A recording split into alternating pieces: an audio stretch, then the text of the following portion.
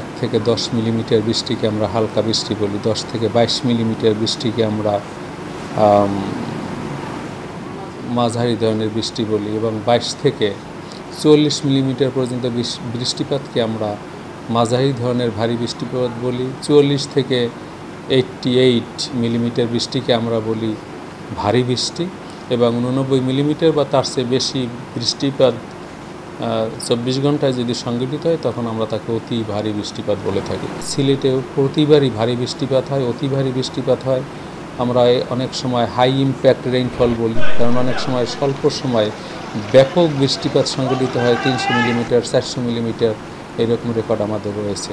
আমাদের 511 মিলিমিটারের একটা বৃষ্টিপাতের রেকর্ড রয়েছে